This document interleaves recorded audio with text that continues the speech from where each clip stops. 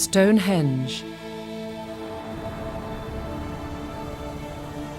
4,000 years ago, our ancestors raised this mysterious monument. And still, we don't know why.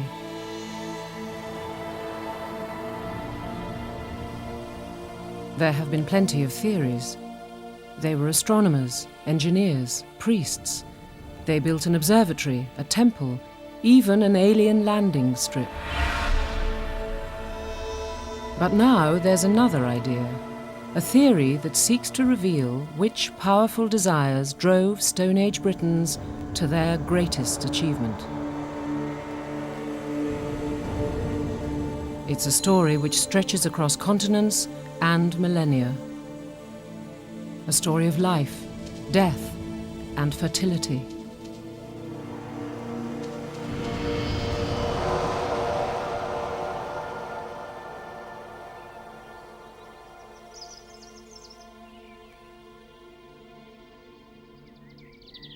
Dawn at Stonehenge.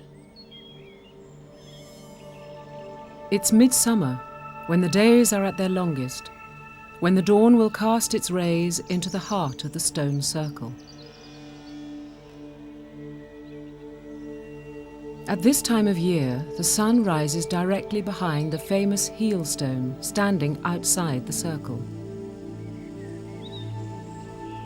But today, an artificial sun shines down. A scientific experiment using a massive 18-kilowatt spotlight to illuminate a controversial theory. Dr. Terence Meaden is a physicist. He thinks he can demonstrate why Stonehenge was built. Dr. Meaden's theory is that this was the site of a symbolic sexual act. Two ancient deities, a marriage of the gods.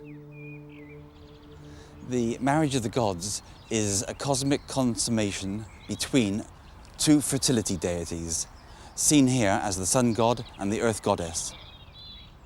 What we're seeing at Stonehenge is the sun shining past the heel stone straight into the womb of Stonehenge.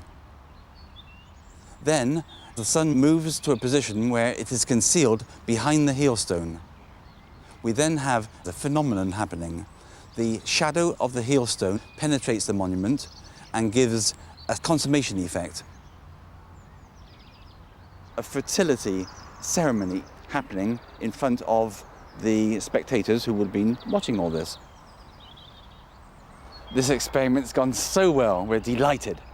All the calculations have worked out beautifully. We spent some time in advance working out just where the artificial sun should be placed. Everything has come out exactly as expected. Britain was a warmer and sunnier place in Stone Age times. People who gathered here around the time of the summer solstice had a good chance of seeing a clear sunrise. Dr. Meaden's personal theory is that the stones were positioned to ensure that a phallic shadow would penetrate the inner sanctum of Stonehenge. The tip of the shadow fell across the monument's most sacred stone, the one he calls the Goddess Stone.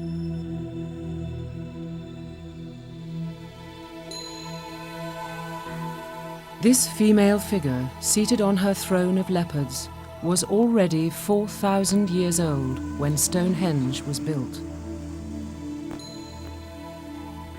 She was made in Turkey, which was once the cradle of Western civilization.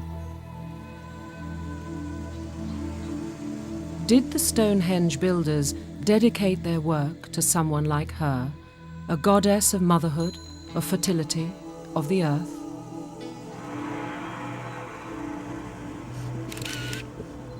The search for hard evidence of goddess worship in Britain has become Terence Meaden's lifelong obsession.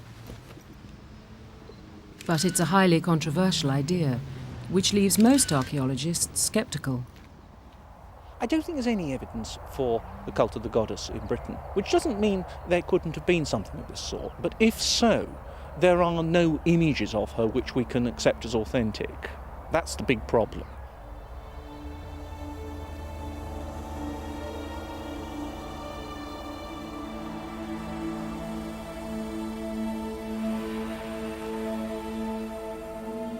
The Neolithic, or New Stone Age, began in Britain around 6,000 years ago. Neolithic people were the first monumental builders, beginning with huge communal tombs for their dead, like the West Kennet Long Barrow, 20 miles from Stonehenge. The New Stone Age people were the first in Britain for whom the fertility and cultivation of the earth became a matter of life and death. Neolithic people were the first farmers in Britain, and they were obsessed with the fertility of the land and with reproduction. And it's in this period that the idea of Mother Earth, I think, first comes to the fore. I think in the Neolithic period the Earth was increasingly being seen as female, but that was because it was being seen increasingly as something that would produce, that would yield, that you could drive a plough into.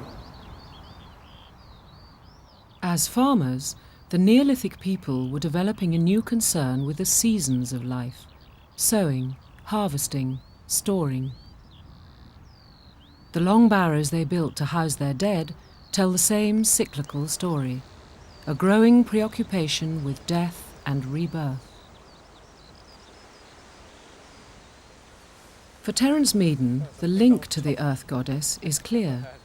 Here, at the chambered tomb of Hetty Pegler's Tump, northwest of Stonehenge, he thinks our ancestors saw the body of the Earth Mother, burying their dead in a tomb which was also a womb.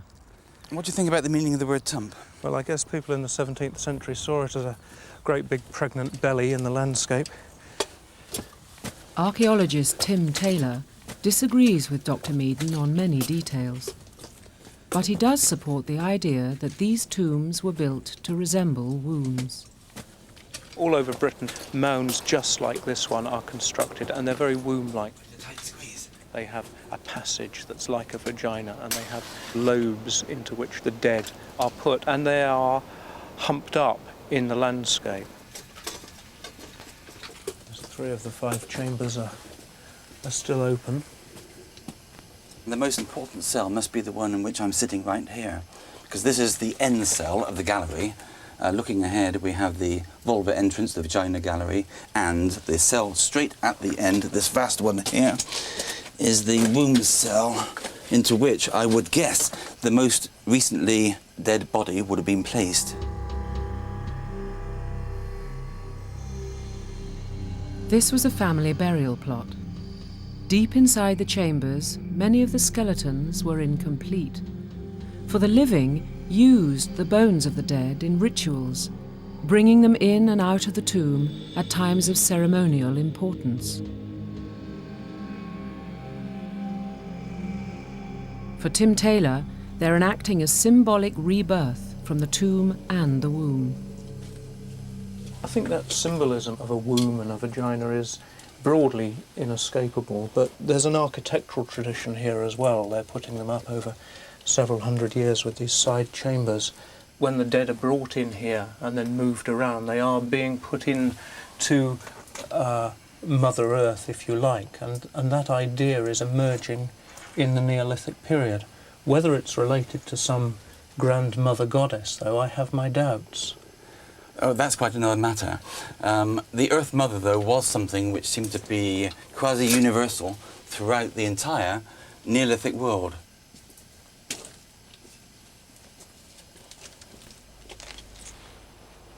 This type of monument ties in perfectly with a belief system that women were just there for reproduction. It's showing a womb-shaped monument in the earth can receive dead bodies and will hold the ancestors within the earth from which they can be reborn. And it's rather like scattering seed onto a harrowed field which will produce crops in the new year. They're scattering bones into this vulva here in order to reproduce the ancestors. Terence Meaden's theory is based on his own individual interpretation of the shape and design of Stonehenge. Stonehenge was built as a temple to the Earth Goddess. All these stones represent, in one way or another, the organs of generation of the Earth Goddess. The first trilithon arch is wider than all the others. This is the vulva of the monument. Inside, we reach the first pair of stones, which are regardable as the cervix stones. And inside this, we have the uterus. There is fertility symbolism here everywhere. You see it in every one of these trilithon settings with their narrow slits. At the heart of the monument, at the focus, we have the goddess stone. When this was standing upright, it stood here, and it was 4 meters high. What Dr. Meaden calls the goddess stone is more commonly known as the altar stone. Once it stood upright at the very centre of the monument. It's the only example here of micaceous sandstone, an unusual rock which glitters in the sunshine. It fell into ruin many centuries ago, but for Dr. Meaden, it is the symbol of Mother Earth. In the marriage of the gods, this was the bride.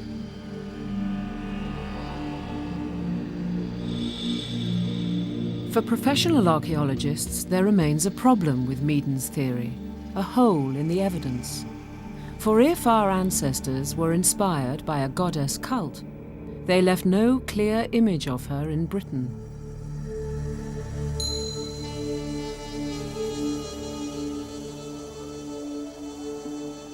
Which is why it is so intriguing that goddess-like images are found in the oldest Neolithic cultures in the world.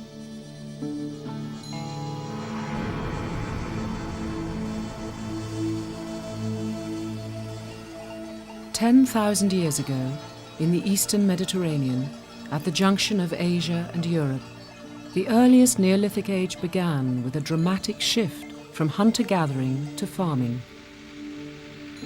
This successful new way of life spread westwards through Turkey and Europe, taking around 4,000 years to reach Britain.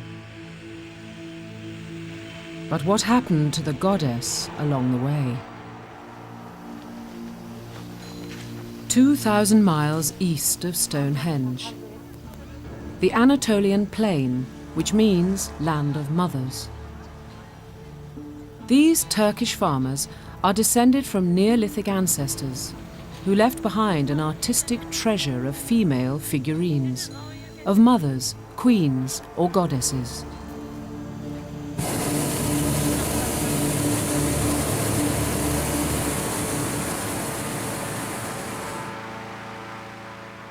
Professor Ian Hodder of Cambridge University is director of a major excavation in Turkey. What he's finding here is transforming our understanding of Neolithic beliefs.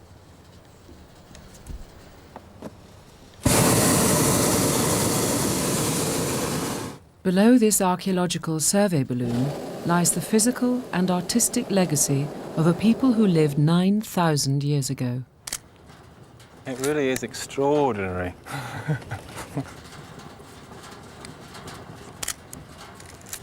Long before Stonehenge, up to 10,000 people lived here, crowded together in a busy city called Çatalhöyük.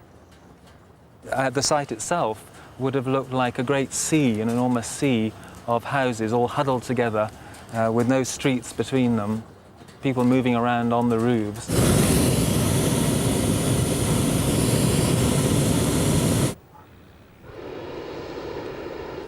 Çatalhöyük is really important because it's the earliest site for a whole range of things. But by far the most important thing is the art, which tells us about symbols such as the goddess and a whole range of other ideas that people had about the natural world at that time. Neolithic people had no written language, so the closest we can get to a record of their beliefs is through the works of art discovered in their houses. One of the great things about Çatalhöyük is the remarkable preservation, so that you can really reconstruct what it was like to walk through these houses. I'm walking through here into the main room, and this would have been a very dark and smoky house. And as people came in out of the bright sunlight into this main room, they would have moved and gradually seen these extraordinary paintings and sculptures on the walls emerging out of the darkness.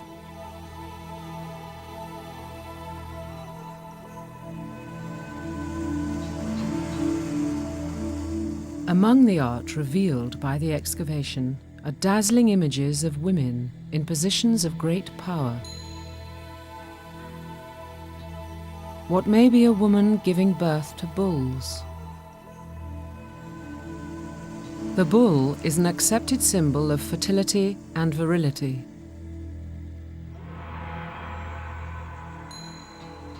And the queenly form of the woman seated on a throne of leopards.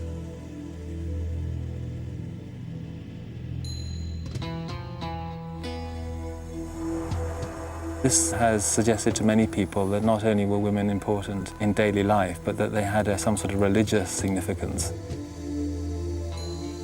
And out of all this symbolism, one can perhaps talk about a very powerful or goddess-type figure. I'm going into this side room, which has a whole series of storage bins. We think these were used for storage of grain and so on, and it's in a bin like this that the famous Mother Goddess figure was found, very powerful figure. One idea is that what we're seeing here is the fertility of the woman linked to the fertility of grain. Perhaps the fertility of the woman helps the crops to grow, that sort of idea. The power of the female images found at Çatalhöyük draws women's groups here from all over the world. Ceylan Orhun is a prominent Turkish feminist who organises international visits. She believes Çatalhöyük offers vivid meanings to modern women. The role of the Mother Goddess in Çatalhöyük was that she was the spiritual leader. Çatalhöyük has been a matriarchal society. Women were at the center of the society, and the women of today can learn from that and embrace their power without the cliches of the patriarchal preaching today. Women come to Çatalhöyük from all over the world, all sorts of women, from academics to housewives to retired women to grandmothers. And it is a powerful feeling, really, when you get here with different kind of women from all sorts of places and all sorts of statuses in life. The image of a powerful mother figure, or goddess, resonates across 9,000 years of history in the Eastern Mediterranean. But could belief in her have survived the long journey to Britain and Stonehenge? If we follow the Neolithic through into Europe, of course we know that ideas about farming spread, so it's not unlikely that ideas about symbolism also spread, their belief system. So that by the time we get to places like Stonehenge, although these are different societies, the belief system in which women were central probably continued. And if there was a great goddess of fertility in Britain, was Stonehenge built to link her to the skies? Amid all the controversies which surround Stonehenge, there is one idea which meets universal approval among archaeologists. All agree the stones were carefully arranged to stand in alignment with the rising and setting of the sun. Beyond that, the disagreements multiply.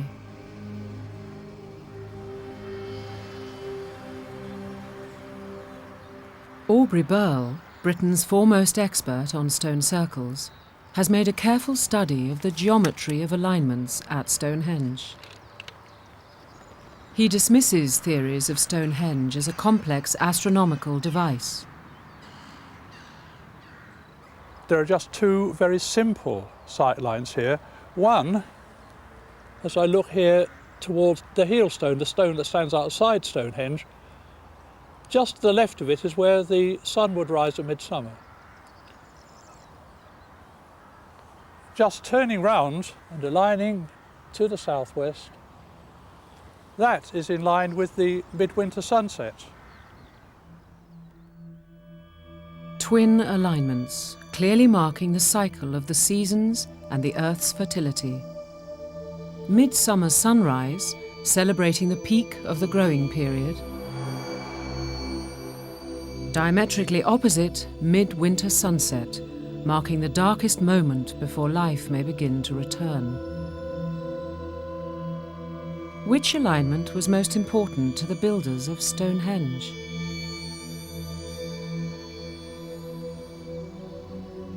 Terence Meaden's theory of the marriage of the gods makes him choose the warmth and hope of midsummer sunrise.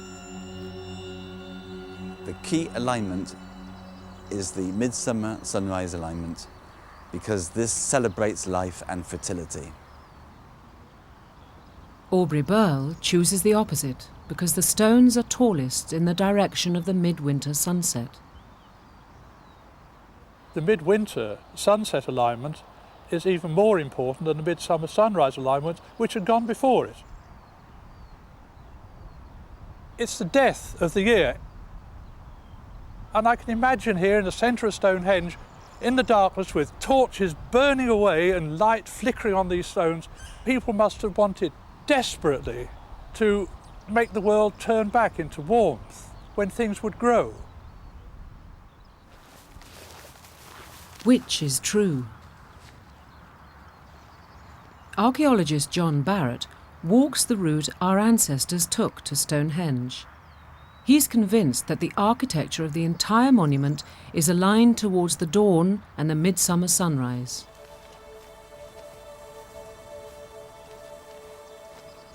The procession approaches the monument. It enters the monument through the outer circle of stones and into this inner area of trilithons. It's the end of the journey. You can go no further. But at that point of culmination, something quite remarkable happens. Those who gather here within the centre can turn round, and on midsummer morning, the sun itself rises along that same axis. And that ceremony may appear essential to the rebuilding of the next year, may appear essential to the reproduction of life itself, to fertility, to the continuation of the community and its own well-being.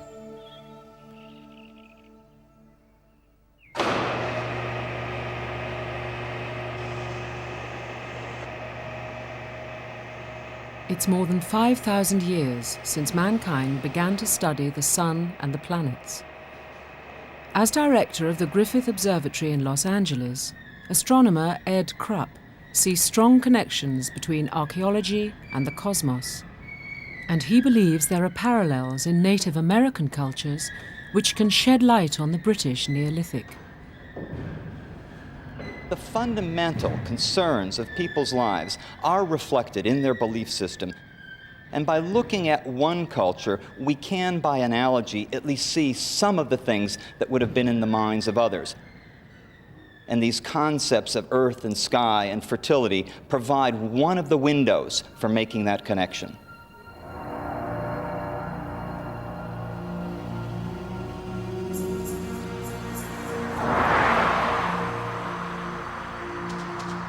The red rocks of Arizona rise towards the sky 7,500 miles west of Stonehenge.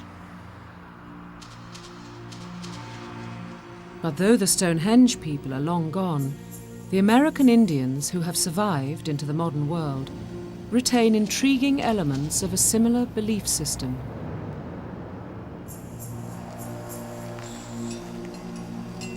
Many of the old tribes are virtually extinct, their beliefs lost or vanishing.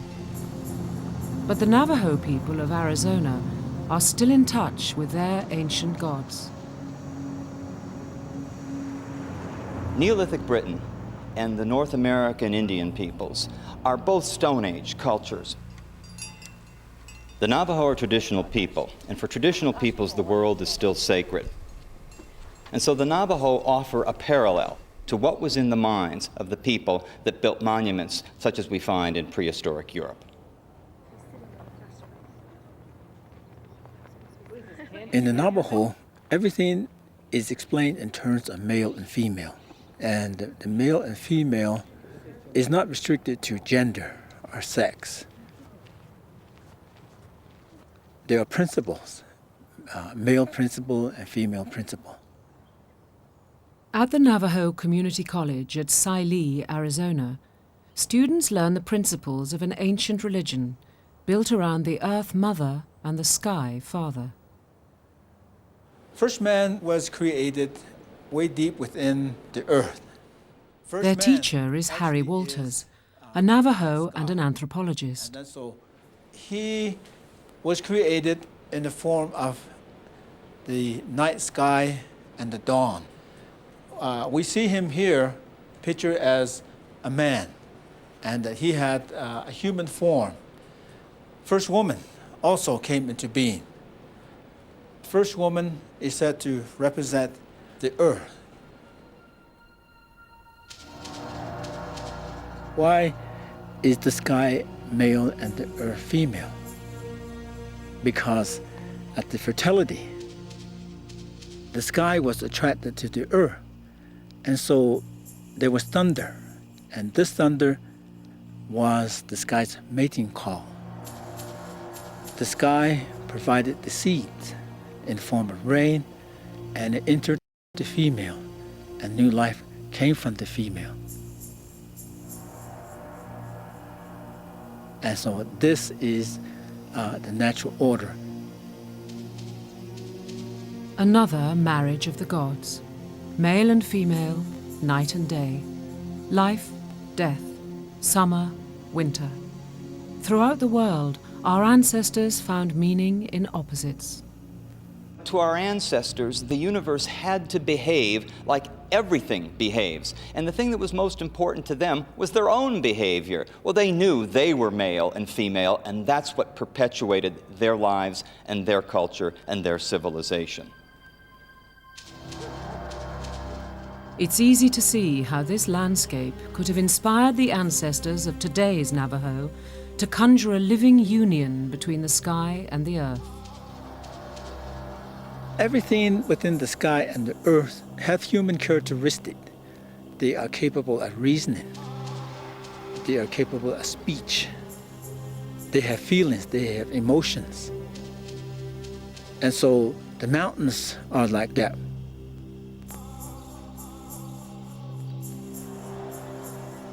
Thousands of years on, the Navajo beliefs offer clues as to how the ancient Britons may have seen their world. The sacred unity of sky and earth, the meaning which lies in every living thing, the soul of the stones.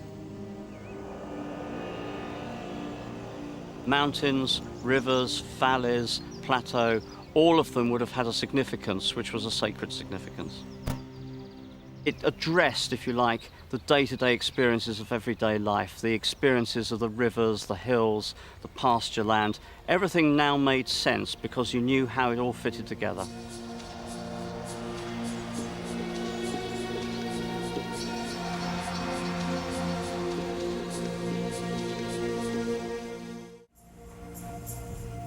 In America, as in Britain, sexual symbolism seems to have stood out in the Neolithic landscape. A hidden language of fertility, which fascinates astronomer Ed Krupp. He's on the trail of a secret cave in the California desert. His guide is 8-year-old Andy Green, one of the last of the Kawaiisu Indians.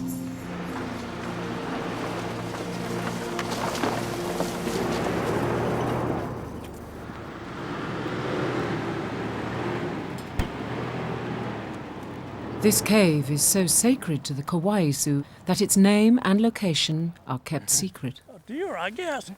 What are you going to be? Andy Green is among the last of his Southern California mountain tribe to possess the old knowledge handed down over countless generations.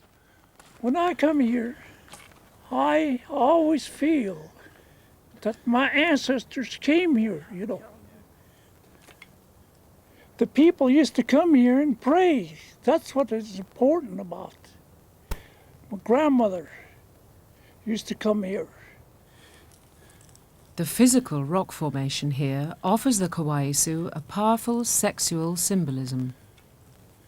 I don't think there's any accident that this place was singled out as a kind of a place of power, that it was recognized as a place of power. I approached this place with a kind of a particular scientific intention, and I discover that the natural geology transforms me into a gynecologist. The natural rock formations clearly resemble female genitalia. Well, look at it. I mean, it's pretty obvious what we're seeing. It's the birthplace of the world. Mother Earth.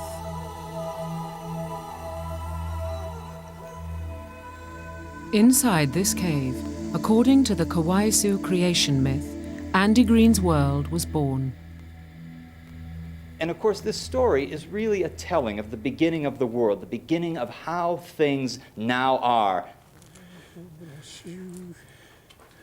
In an ancient traditional gesture, Andy Green throws an offering of berries into the cave of the Earth Mother.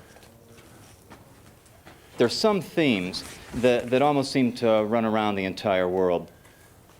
Caves are portals into the body of Mother Earth. It's the place from which the animals emerge each spring after hibernation. It's the place where they go to burrow. And so you get this seasonal story of cyclical renewal that is like the story of all life. The earth and the sky. Their partnership, the guarantee of fertility. A fundamental human belief found in Neolithic cultures across continents and millennia. Britain's largest stone circle, Avebury, stands 20 miles north of Stonehenge. It's about the same age and may be full of fertility symbolism. So all these stones, Terry, have a sexuality for you? Every one of them, and largely it derives from the fact that they were specially selected, brought here, they had a meaning for the people at the time, and we are reading back the meaning they put into them. Right. Dr. Terence Meaden's highly individual theories are too extreme for most experts on the Neolithic, but archaeologist Mike Pitts believes in keeping an open mind. So Terry, they're bringing, according to your theory, hundreds of these stones down off the hills, male and female. This is pretty heavy sex. I mean, what's in the minds of the people? Why are they doing this? Dr. Meaden believes Neolithic Britons found sexual significance in each stone. That the tall ones are male, the broad ones female. It's an idea that's actually embedded in academic archaeology. There is an old idea that was actually created by a conventional and excellent archaeologist in the 1960s, that the two different shapes of stone are representing male and female. Terry, you've brought me to these two stones in the avenue that you wanted to show me. What are you going to tell me? Well, I want to emphasise that the story of Avebury is the story of people and their religion, and the fertility religion, with that, yeah. and a fertility religion at that. Right. And this is why the people, in my opinion, put sexuality into the stones, and why, if we're clever enough now, we can read the sexuality back out. Okay, sounds fun. Show me. Here we have a stone which is far taller than it is wide, and it is a classic male stone. Those which are broader than they are high are likely to be female. Right. There's a sexuality in the stone. Initially, one makes the academic statement, but when you come to live with the stones, and I'm visiting them so much, when you come to really know them very well, yes, you feel the same power. And this was put into them by the people who made them. Indeed.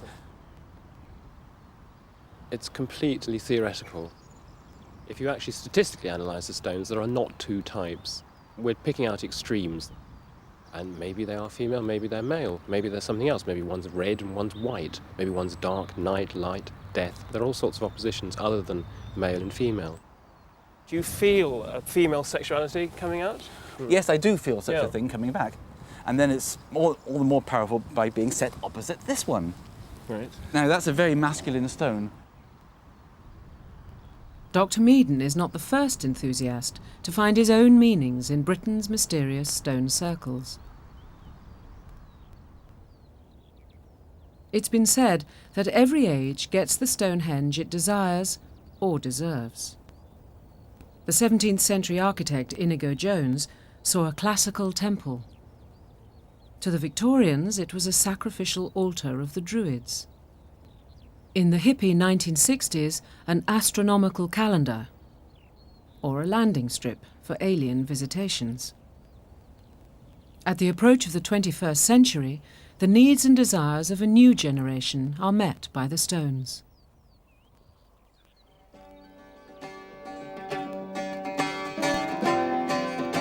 Today, on the summer solstice, at the most sacred time of the Neolithic year, people are gathering at Avebury. It's June the 21st, and among the New Age travellers, druids and tourists can be found the modern-day followers of the Earth Goddess. A new belief celebrating nature, fertility and womanhood. I was probably about 20 miles away and I suddenly felt this switch of energy within my own system. And then the song, We Belong to the Goddess, we come from the Goddess, started to go right through my system, just like a mantra.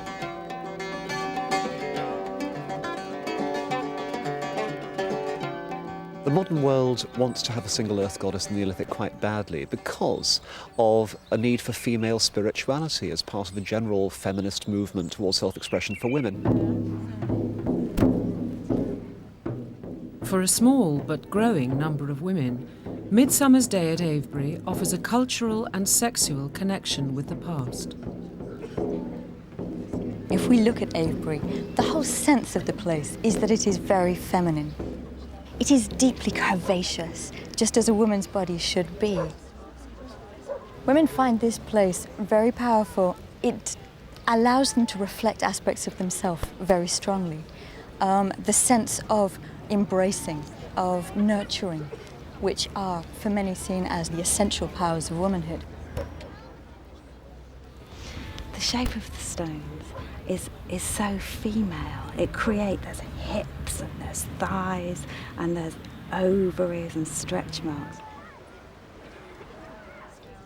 The femininity of Avebury is interesting. I think a lot of us think of many of the problems of today as being male. War, a lot of the politics, the aggressiveness in politics, these are male characteristics, or at least we define them as male. We're looking for something different. Many of us think, okay, female is soft, round. The Marlborough Downs, the Avebury landscape is rounded, it's curved.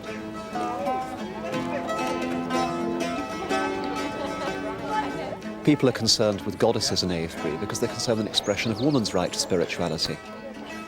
Women are uppermost, fertility is uppermost, joy is uppermost, life is uppermost. It's a counter-religion and all the more effective for that.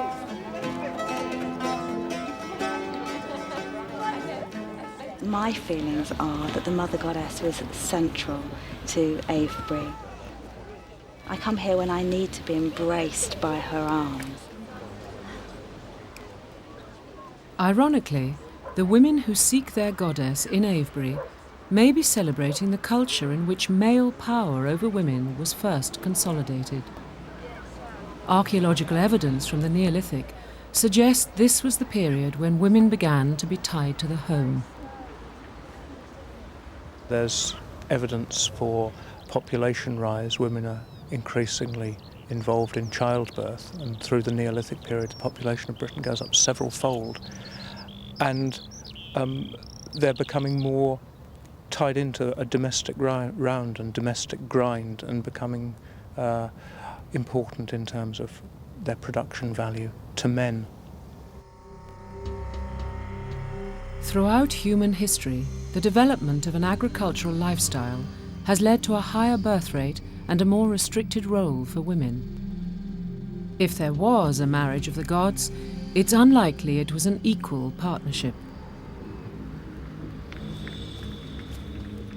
Yet Terence Meaden proposes that it was the central ceremony of Neolithic belief, not just at Stonehenge, but at Avebury too. Here too, he identifies one stone as the goddess stone, the centre of the ritual circle. We have here a vulva-like arrangement with possibly a clitoris here, and the fact that it was put here facing this direction is the significant thing.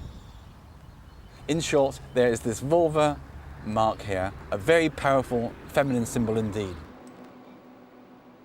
Many of the original stones which made up the Avebury Circle have vanished, but a computer model which includes the lost stones reveals a single stone which once towered above the rest. The missing obelisk. For Terence Meaden, this was the phallic stone of the bridegroom. The most important stone of the stone circle was the goddess stone. At the centre of the circle was a stone which is no longer here. The obelisk is now marked by this concrete pillar, but it used to stand here 18 feet high. At the start of May in every year, the sun, in rising over the hill, cast a vast shadow which went from the obelisk right through to the goddess stone. The stone was therefore enveloped in shade. That was the marriage of the gods.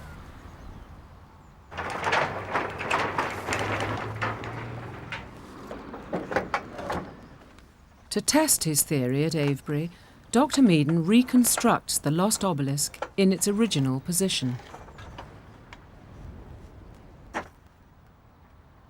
It's a bit of a pointed top, you see. Professor Ronald Hutton of Bristol University, an eminent authority on ancient religions, has agreed to observe the experiment. Dr. Meaden's theory is too narrowly based on sex for most archaeologists to accept, but some of its elements do appeal to Professor Hutton. There's a lot of mileage to Terence's idea.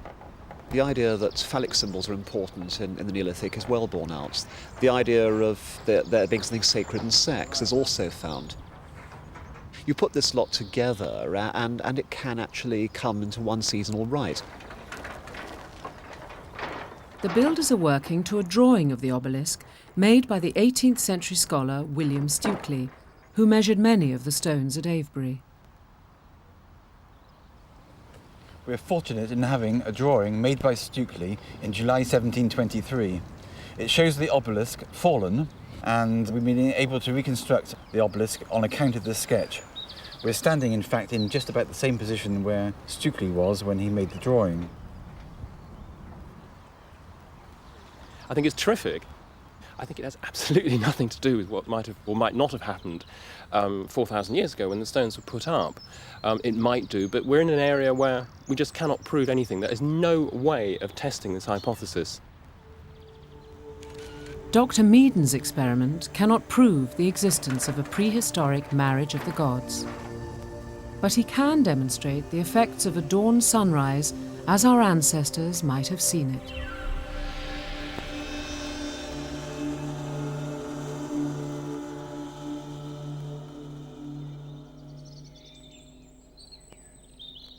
A 20th century English dawn, misty and cold. It's now 5:30, 10 minutes to sunrise according to our calculations. We're waiting for the sun. Unfortunately, there's a lot of cloud about. We are rather thinking now the sun won't be seen in the next few minutes.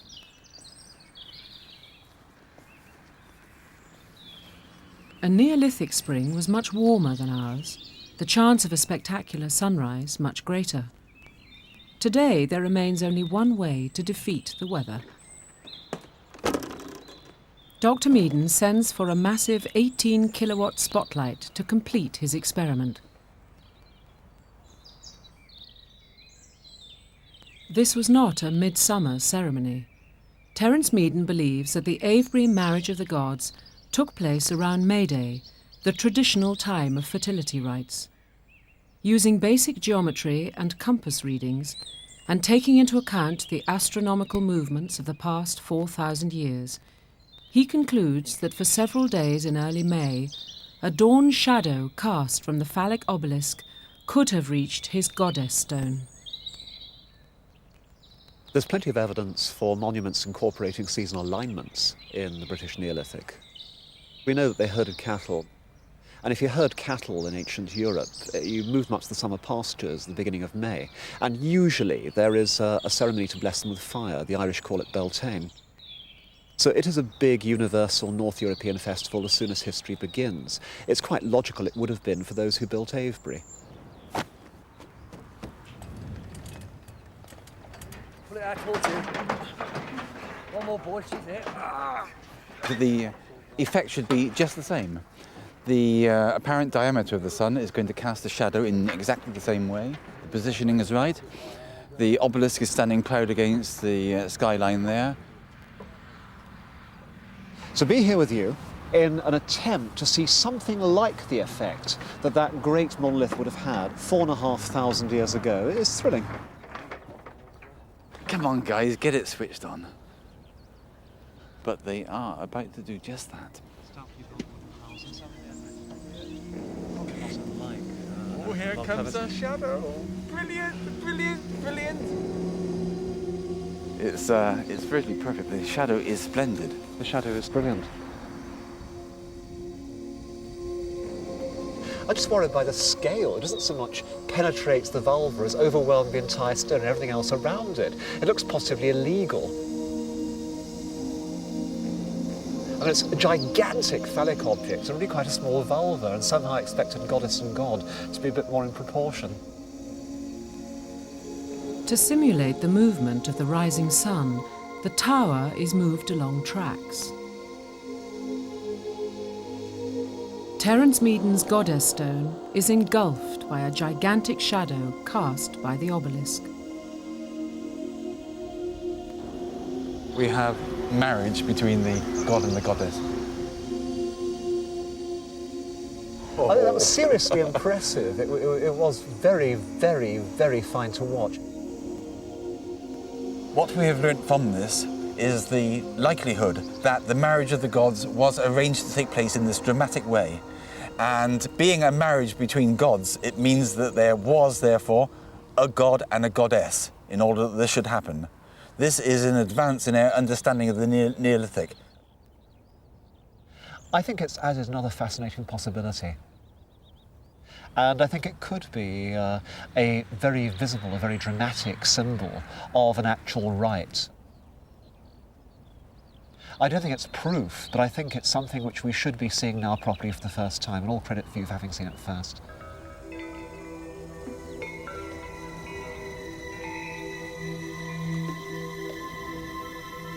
Stonehenge was in use for over 1,000 years. 1,000 years of prehistoric human rituals, during which many beliefs and many gods may have come and gone. Professor Hutton warns against seeking a single answer to a complicated question. The idea of a single goddess being worshipped from the British Isles to the far end of the ancient world doesn't really appeal to me. I find it very hard to believe you have one single deity worshipped in the same way. What I see instead is a host of different local deities, goddesses being immensely important, but a lot more as well.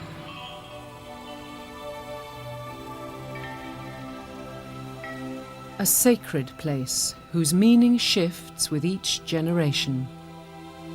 A mysterious temple whose gods and goddesses have vanished from our sight.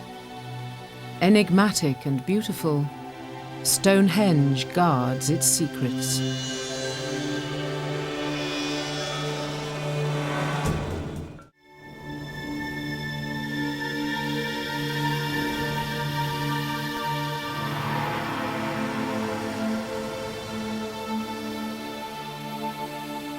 4,000 years ago, our ancestors raised a magnificent and enigmatic temple, Stonehenge.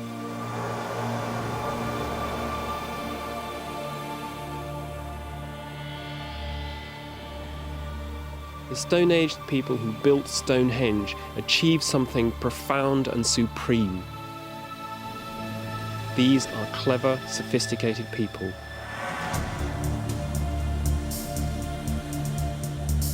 Modern humans build lives unimaginable to our Stone Age ancestors.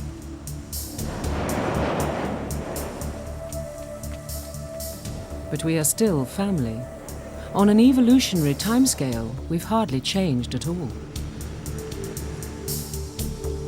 Whatever the people who built stone circles might have been thinking in their daily lives, deep down they're exactly the same as us. They're Homo sapiens, they're modern humans. Put them in a pinstripe suit, stick them in the centre of London, and you wouldn't know them from anybody else. builders of Stonehenge left no written record of their deeds or beliefs, no way to access their minds. To know our ancestors, we have to understand their achievement. And now, for the first time, a new partnership between science and archaeology is beginning to reveal the unimagined sophistication of the builders of Stonehenge.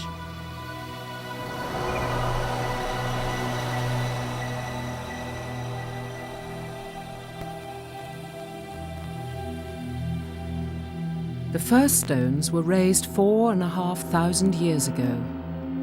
79 Welsh bluestones, each weighing around 4 tons, erected inside a circular ditch.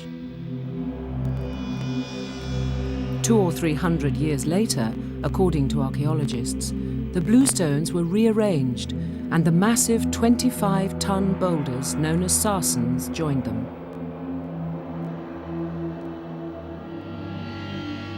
"33 of the smaller bluestones remain visible today.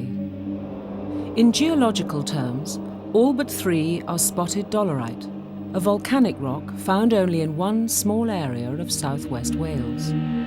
A single source 150 miles distant across mountains, rivers and sea. So how did they get to Stonehenge?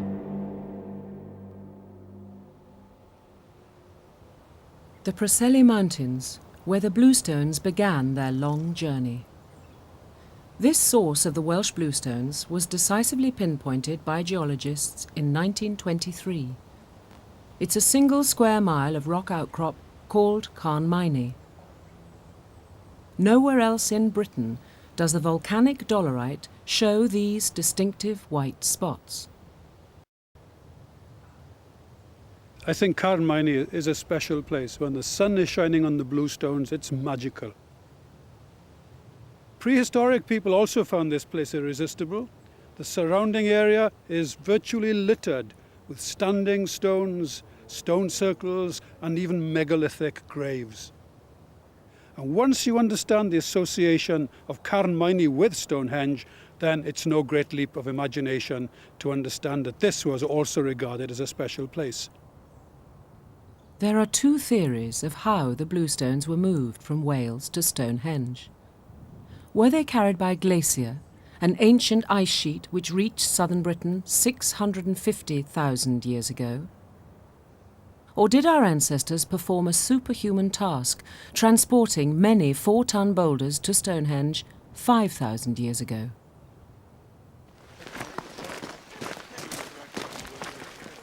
Dick Parry and Cliff Ossington are civil engineers with a passion for solving riddles of archaeology.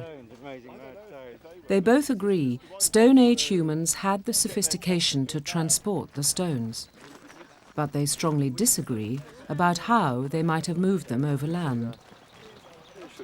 Now, each will attempt to show that his theory is the right one.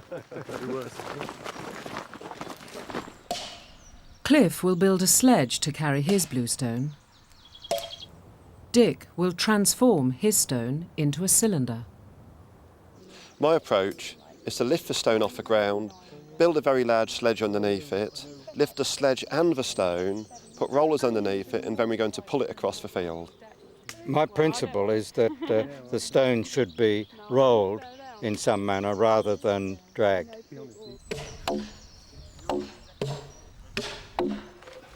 Both men will attempt to use authentic materials. Cliff Ossington is using a genuine piece of bluestone. First, he must manoeuvre it into position using simple tree trunks as levers. That's all right. Okay. Take it that Go way. steady. Right. Get safe, Steve. Yep. Has it got any more? Here we go. Hold, hold. Dick Parry has chosen a modern substitute. Instead of bluestone, his rock is made of concrete, about the same size and weight. Archaeologist Phil Bennett has agreed to judge the results of both experiments. You're a bit low here. The big difference between this experiment and the other experiment is that this somehow does look false, doesn't it, compared to the other one, because you're using sawn timber, you've got a concrete block. We didn't have a bluestone available in a shaped form, so we duplicated that using concrete.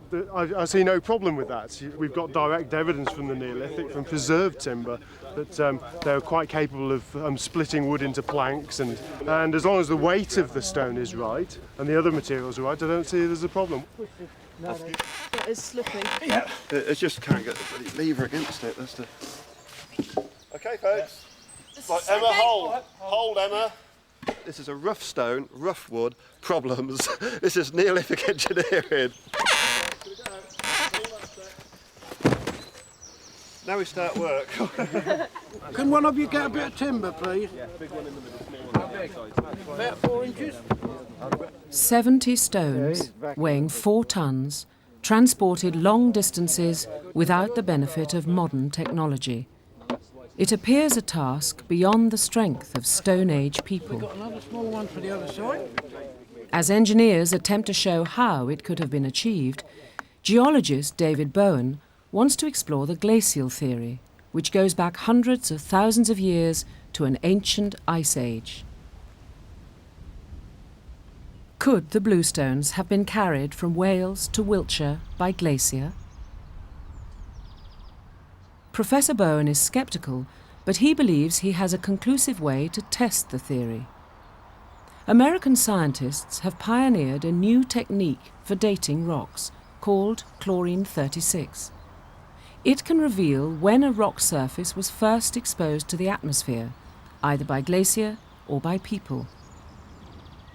David Bowen will use the technique on the bluestones. These are the bluestones, and here are some chippings recovered from these stones found in an excavation in the 1950s. And these are the samples we are going to date to shed light on how and when they came here. Professor Bowen's work means that Stonehenge will be one of the first archaeological sites in the world to be tested by chlorine-36 dating.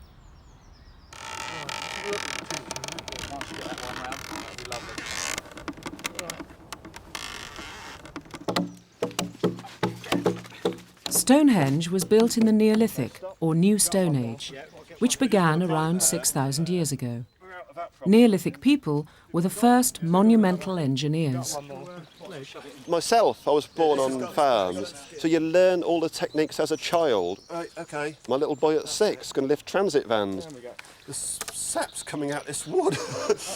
That's about it. It's like bending in the middle. Neolithic children would be following their fathers, so by the time a Neolithic child has reached 15, they would have 10 years' experience in heavy lift engineering. Come round the front, we come through the gap, forward, my end down first. That's it, good fit, you got it. That's the sledge roughly assembled, and now we start to lift the sledge up with the rock on and start putting the lashings into place.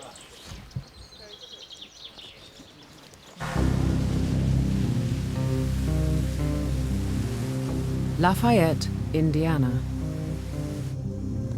Professor David Bowen has brought his bluestone samples 4,000 miles to Purdue University in America. Here he hopes to finally determine if an ice sheet could have carried the stones to Salisbury Plain. In the physics department of the university here is one of the few labs in the world that can actually measure the amount of cosmogenic chlorine-36 that has accumulated in this sample over time. Once we find that out, we'll have an idea when that rock was first exposed to the atmosphere back in Preseli in Wales. In turn, that'll help us in our quest to decide whether glaciation took it to Stonehenge or whether prehistoric people took it there.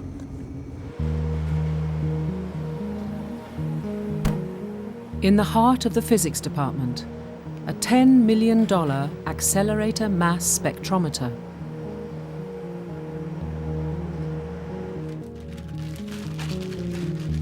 Professor Bowen's precious bluestone sample from Stonehenge is prepared for the chlorine-36 dating test.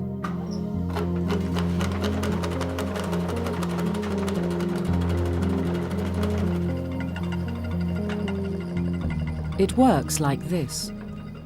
As soon as rocks are exposed to the atmosphere, they are bombarded by cosmic rays from outer space. The rays produce isotopes, new radioactive atoms in the rock. So the longer this bluestone has been exposed, the higher the level of the isotope chlorine-36 will be detected. Professor David Elmore runs the facility. In order to measure these very small number of chlorine-36 atoms, we need to get rid of the interfering particles. It's kind of like finding a few needles in a haystack, and we need to get rid of all the hay. The longer the bluestone sample has been exposed to the atmosphere, the more likely it is that a glacier was responsible hundreds of thousands of years ago. The giant machine gives a decisive answer. The concentration of chlorine-36 in the sample tells us the rock had been exposed to the sky about 40,000 years. It tells us that there is no way that rock could have been transported to Stonehenge by an ice sheet, because the last ice sheet that would have been capable of performing that occurred 650,000 years ago. The rocks were first exposed on Preseli between 30 and 40,000 years ago. And then, about 5,000 years ago, people picked them up and transported them to Stonehenge. Many archaeologists believe the likely route that Stone Age people would have chosen was a grueling 240-mile journey, first over land and then by sea, using the sheltered bays of the Welsh coast and the Bristol Channel, to the River Avon and on to Stonehenge. But first, they had to get to the coast.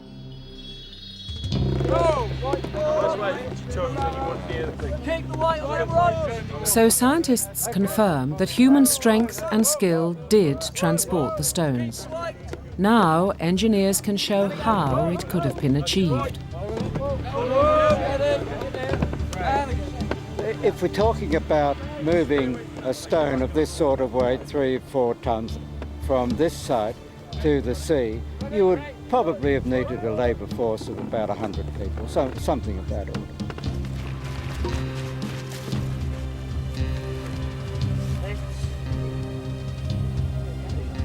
"8 degrees, it's about 1 in 7. That's a pretty steep hill. They get up there, they've done a great job. Could you run the rope out now in 2 lines up the field, please? We can actually snake it out slightly. It'll bite into the rope. It only takes 2 turns, and the man can hold the ship back, literally. Ready? On the count of 4. I'll give the order to, just a minute, I'll give the order to go 1, 2, 3, and once you're going, keep going. Keep going, all the way, 1, 2, 3. But just keep up a good steady pace once you're moving. Right, on 3. 0, 1, 2, 3, pull. Pull! 1, 2, sorry. 1, 2, 1, 2, 1, 2, 1, 2, 1, 2.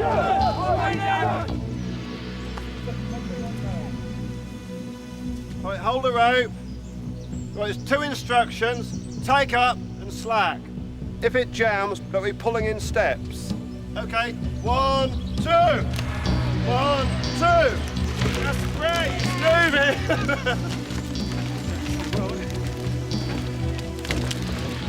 Keep going, keep going, keep going, keep going. 1, 2, 1, 2, 1, 2, 1, 2, 1, 2, 1, 2,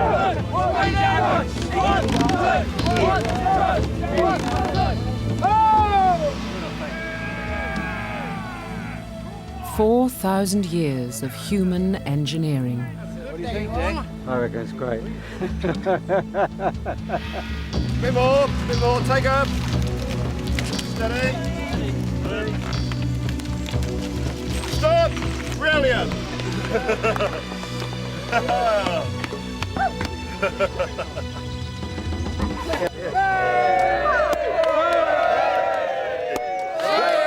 Using methods which could have been available in Neolithic times, both experiments have worked. Dick Parry and Cliff Ossington have shown that simple engineering techniques could have moved the bluestones. I think we've shown today that it is possible to move heavy weights with what might be regarded as fairly primitive methods. Both these experiments work, but there are more methods out there. And I think that our Neolithic stone transporters would have employed lots of different techniques in approaching and overcoming obstacles in the landscape. I think when I first started this work many years ago, I honestly felt that Neolithic man would laugh at me, to be honest, because they were highly skilled people and I'm just touching the surface. And if I keep working at these experiments, I know to think like them is to be like them. But 4,000 years ago, the real 240-mile journey of the bluestones was only just beginning. Ahead lay a treacherous sea voyage round the coast of Britain, with the threat of shipwreck and disaster. In the cold, quiet waters off the southwest coast of Wales, a diver disturbs the resting place of a family of mysterious rocks. Did a prehistoric shipwreck halt an ambitious voyage? 4,000 years ago, were these stones bound for Stonehenge?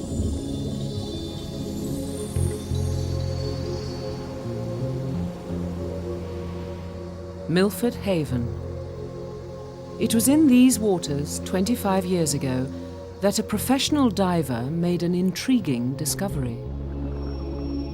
Pino was a very experienced diver. He spent several years diving around the haven. And he knew his way about and he knew what the bed of the haven looked like. We had dived several times close to where they found the stones. Pino Antoniazzi was working with explosives, deepening the shipping channel at Milford Haven to allow access for giant oil tankers. 30 feet down, he saw something strange. 3 great blocks of stone lay tumbled on the seabed. To him, they looked like a sunken cargo. They were very large stones, and he became convinced that this is what they were.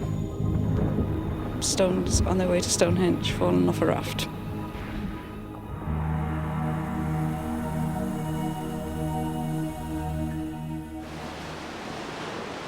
Archaeologists in Holland have found evidence of simple dugout canoes dating back 8,000 years.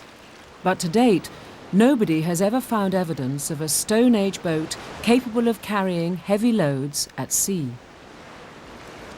Marine archaeologist Owen Roberts believes they did exist. We know Neolithic Britons imported cattle and seeds from Europe, and there is only one way those goods could have come to these island shores: by boat. I believe that the Neolithic people did have a considerable seafaring tradition. From the evidence that we have of a little later period, I'm quite sure they would have been able to develop boats which could have carried these sort of weights. The one I like is the paired logboat or catamaran configuration. Stonehenge man could in fact have brought this stone down onto the beach. This vessel then could have floated in over the top of it and lowered itself over the stone. And then this stone could have been lashed, and when the tide came in, everything would float clear. It's a good solution.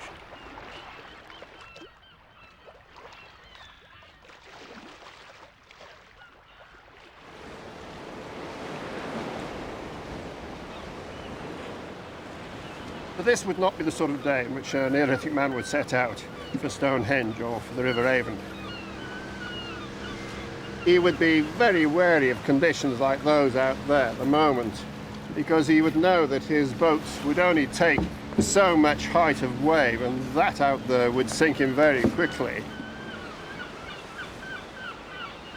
There would be a great danger of at least a wave breaking against the side of the vessel and sweeping over him, and that would be the end of it.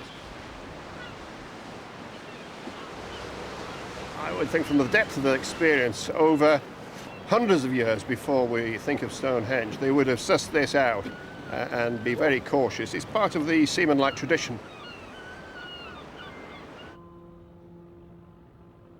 Beyond the jetty here, in the far distance, is Angle Bay, where, according to Pino's accounts, he located bluestones on the seabed on a shelf which defines the edge of the modern-day deep shipping channel. Potentially, one could have seen a vessel coming out of the bay into this open tidal estuary, an area of danger and perhaps fatal accident. And it's our idea to see whether indeed those bluestones are still there. The modern harbour of Milford Haven occupies the deepest natural inlet in Britain. In Neolithic times, the tidal influence was greater than it is today. Stone Age mariners could have harnessed that power to propel their frail vessels. But inevitably, some would have met disaster.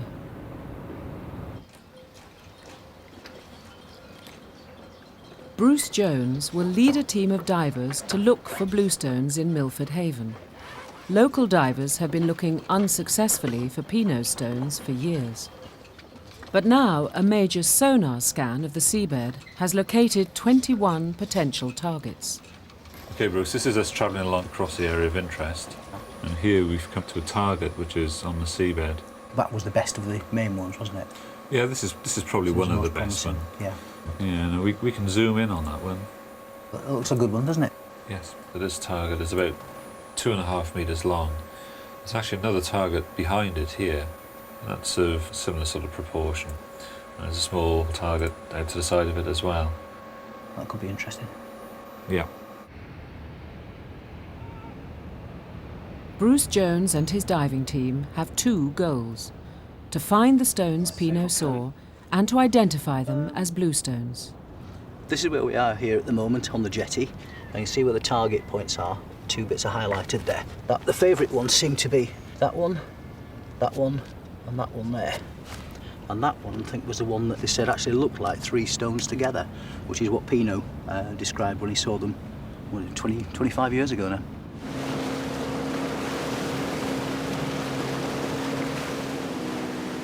Next day, the diving team is on the water. Their support vessel is equipped with the GPS, the Global Positioning System, which uses satellite information to pinpoint the sonar targets. 030. Okay, go in on that. Let go. That's it, right over the top. Excellent, spot on.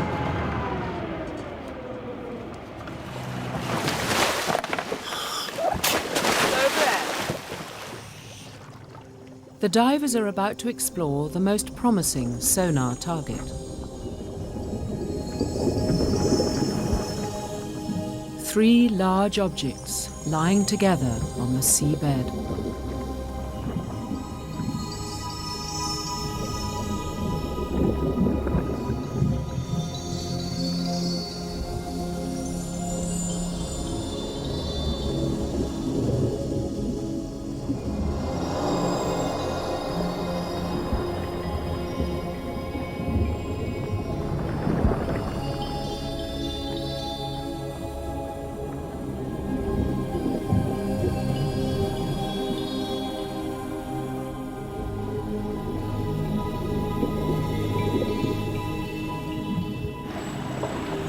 The divers send up a marker buoy before surfacing to describe their discovery.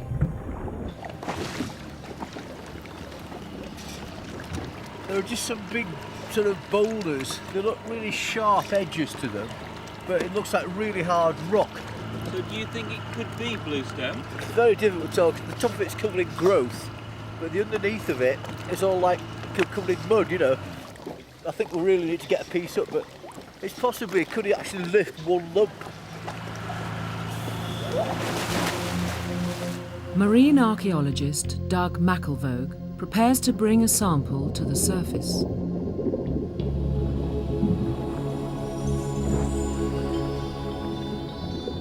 the stones have broken into many pieces, so Doug can lift a small fragment easily, using a buoyancy bag filled with oxygen.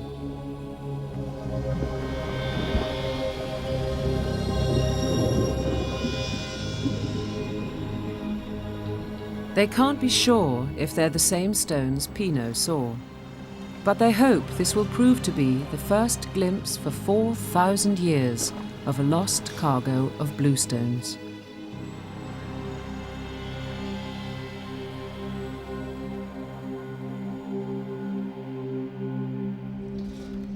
It doesn't really look like something you see at Stonehenge, but on the other hand, the stories about things being blown up for the, for clearing the shipping channel could fit in with that. And what was obvious down there was the sharp edges to it, as though maybe it has been blown up or something, and these sharp edges here. It's certainly different from the stones in the surrounding cliffs and things. So I think we need to actually have someone look at this and say what we've actually found.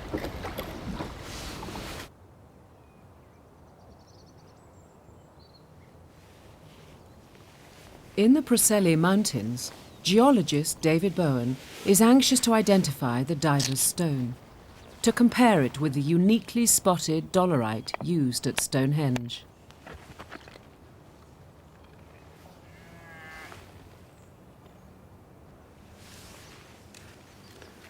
Well, I think we can say that this is definitely not bluestone. This is bluestone. You can see the spots, the white spots, which is the spots on the dolerite, whereas there are no such spots on this rock.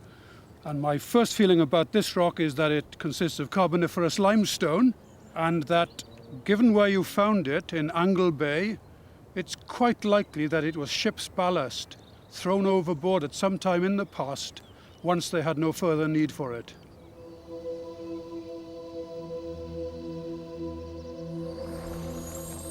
A disappointment, this time, for modern archaeology.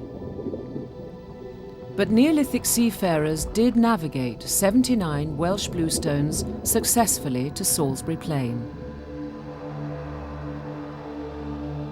What inspired this feat of heroism and endurance?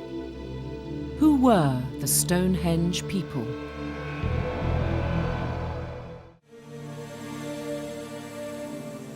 We know that Neolithic people went to extraordinary lengths to build their greatest monument.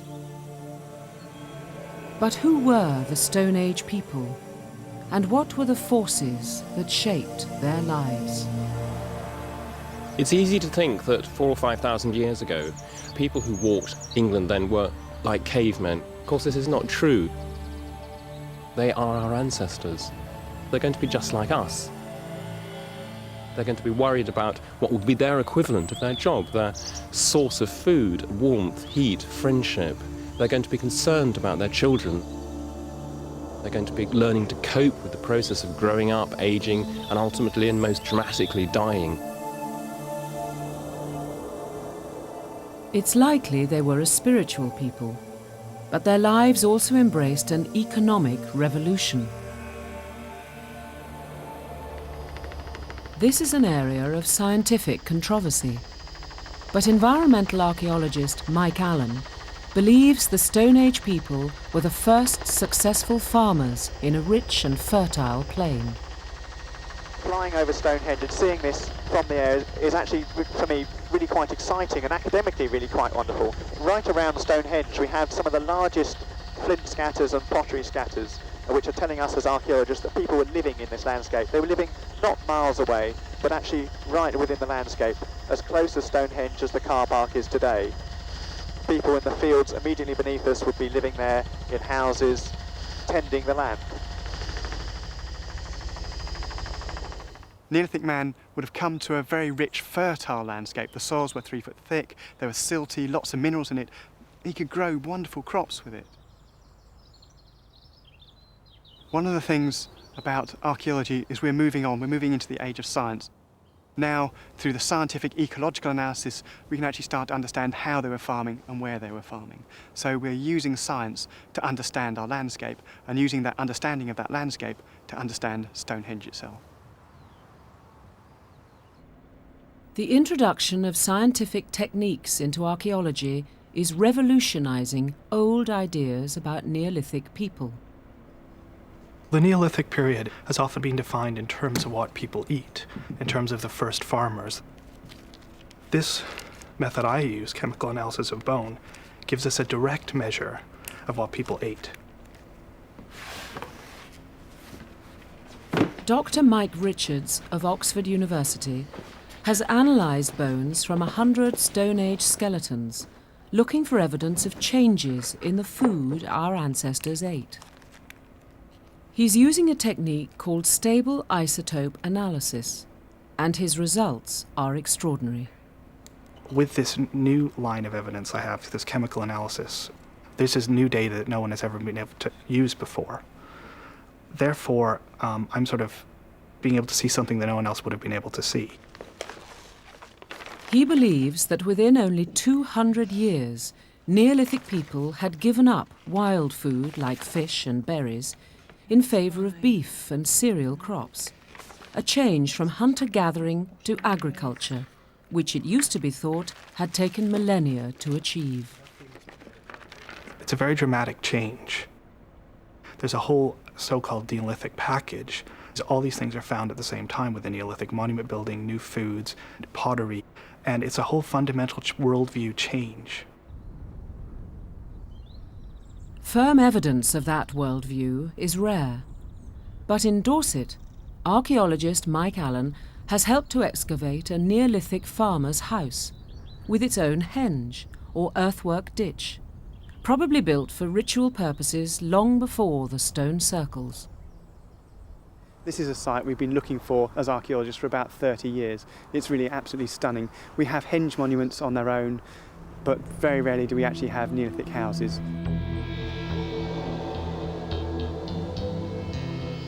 The Neolithic settlement of Cranbourne Chase was built 200 years before the arrival of the stones at Stonehenge. It shows even their houses were circular. I'm now walking in the steps of my prehistoric predecessors. I've walked into a Neolithic house, a house about 2,700 years before Christ. I'm now standing in the doorway inside the house. The roof structure was supported by 4 post holes. A large oak timber would have stood in this post where I am, perhaps 20 foot up, supporting a large roof structure. Just over here, there is a henge monument, a site of special importance, like the church of the community. Stone Age people left their footprints all over the British Isles. But many of their most complex and ambitious monuments are found within 100 miles of Stonehenge. This must have been a region of powerful communities built on agricultural success.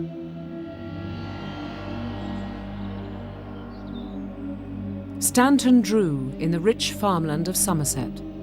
Hidden beneath the stone circle here, an extraordinary secret was uncovered by English heritage. We're in the middle of the second largest stone circle in the British Isles. Around us, about 30 stones, most of them now flattened, just 3 still standing. And inside this huge stone circle, which is twice the size of Stonehenge, 9 concentric timber rings. Outside the stone circle, a massive ditch. By any standards, this is an extraordinary place.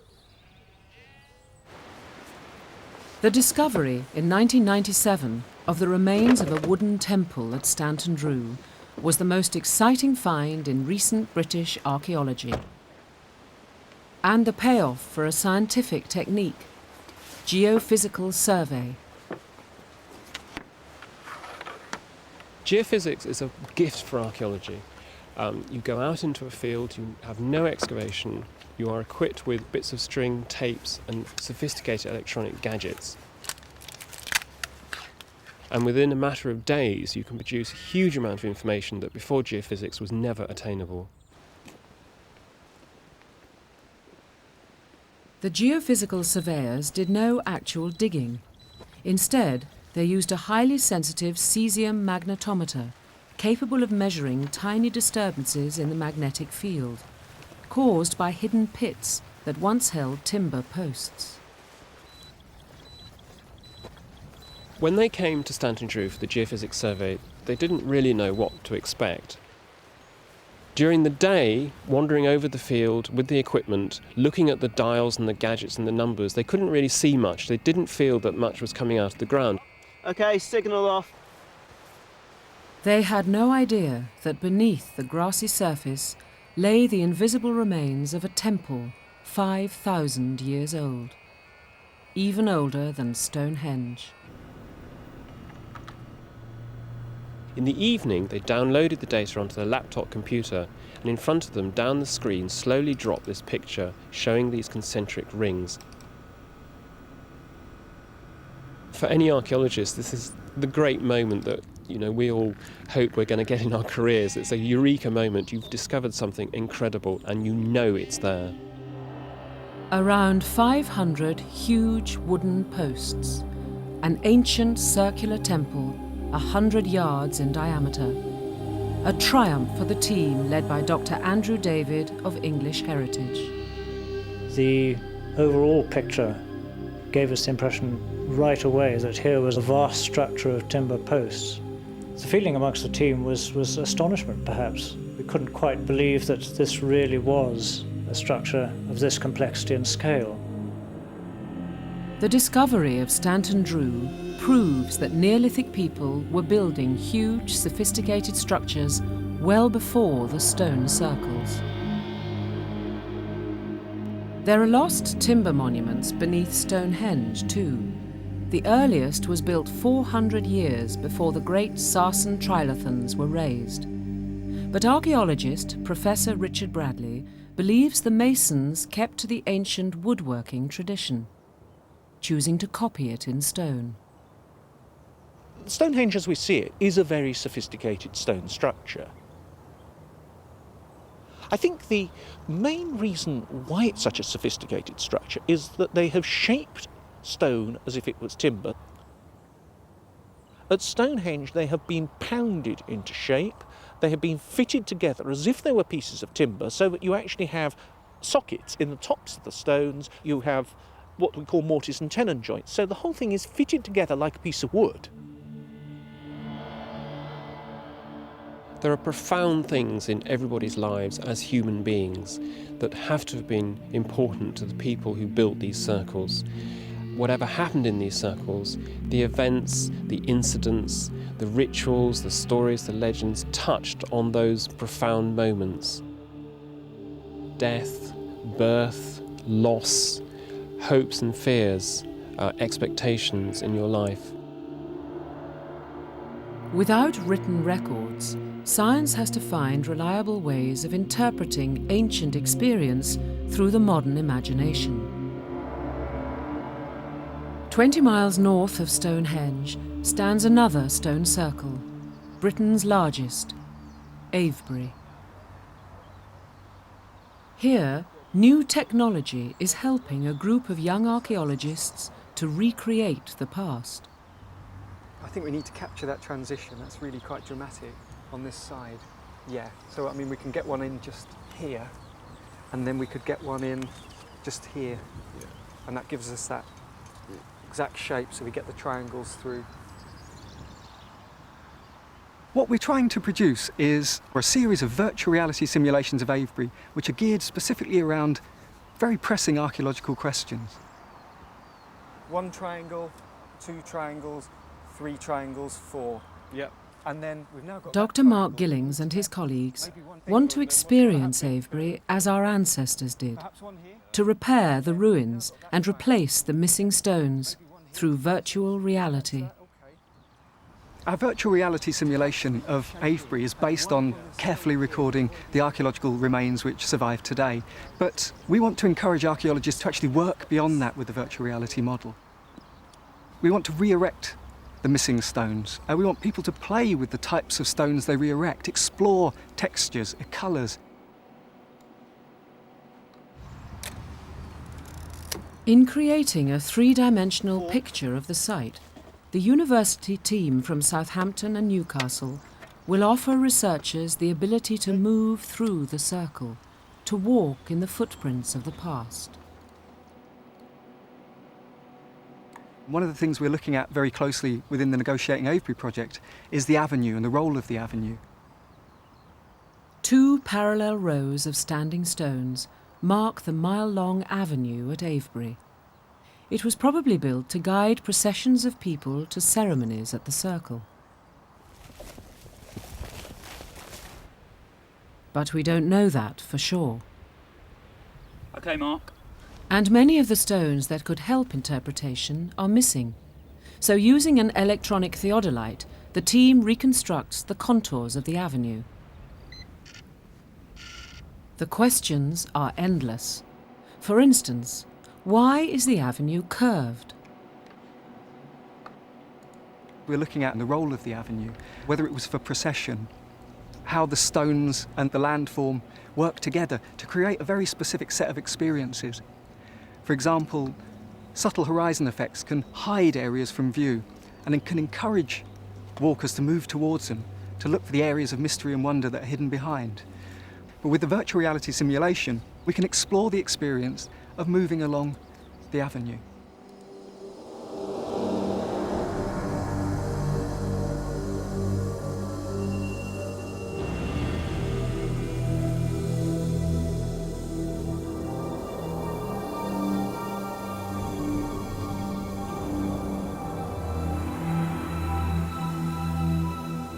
The stones at Avebury form an open, accessible circle. Perhaps the ceremonies that took place here were for a large and diverse community. But Stonehenge is very different. Its circle forms an enclosed and isolating space. Stonehenge is a very dramatic, perhaps almost frightening place. It's a very enclosed space. It's very clearly demarcated by the stone circle. Stonehenge was a building which contained a secret, but that secret was only going to be revealed to a few people. It's therefore a building which closes down access. This is the outer circle of stones, and we can pass through those stones and approach the inner area, which is ringed by these massive trilithons, and between them we can see but cannot pass towards the centre of the monument itself. Those who come here, they're an exclusive group. They participate in rituals or performances. The secret of Stonehenge is revealed by inhabiting it and understanding the way in which this place operates in relation to the heavens and in relation to the wider landscape. It's a monument about revelation, and exactly what precisely is revealed, I think, will always be a mystery to us. But it has led archaeologists to speculate that Stonehenge was an exclusive monument, whose rituals were experienced only by a few. And now, scientists are beginning to investigate what part sound might have played in this.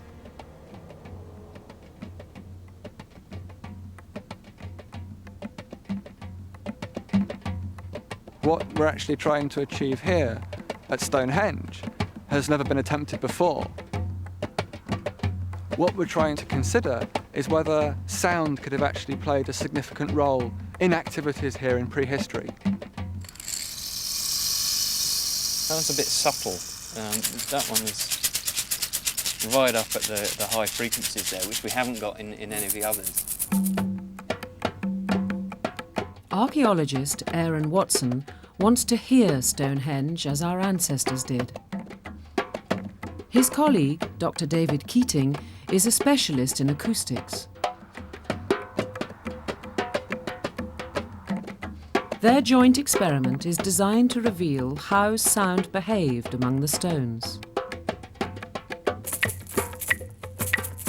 No one can be sure what sacred ceremonies gave life to Stonehenge, what musical instruments accompanied the ritual.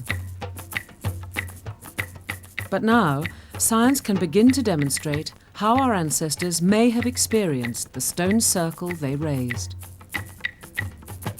It must have been very strange, I think, for ancient man who's not used to large buildings, particularly stone buildings, to have experiences such as you get at Stonehenge.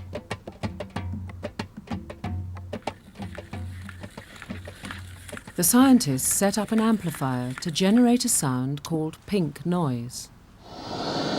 It combines all the possible frequencies people can create. The results are intriguing. Inside the stone circle, the sound behaves strangely. 6 meters. Echoing around the huge sarsen stones, an intense, concentrated, mystical experience. 17 meters. But those left outside the circle would have heard something more muffled and distorted. 18 meters. A new experience for Neolithic people who were unused to the acoustics of large stone buildings. High and mid frequencies are concentrated in the centre, and low frequencies pass through the structure, so that if you're in the centre you get a completely different experience of sound from if you're outside.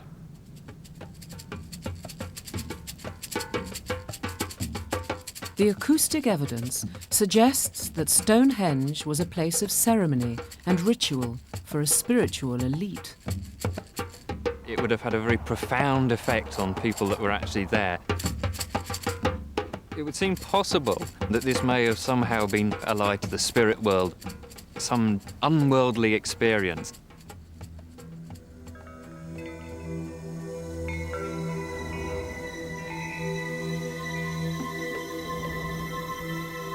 Our ancestors left clues, but no firm answers. But science has already revealed that the Neolithic produced the first farmers, the first engineers, and the first Britons to express their spiritual yearning in stone.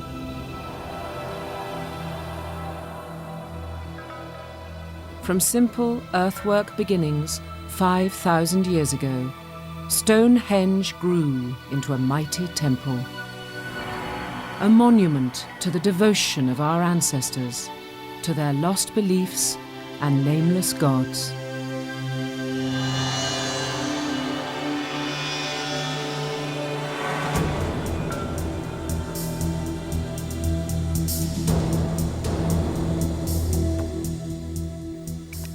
You have to be balmy to live there, and Nigel Planer, Keith Allen and Sanny Phillips definitely are. A village that runs on magnets and madness. You Are Here is our comedy next.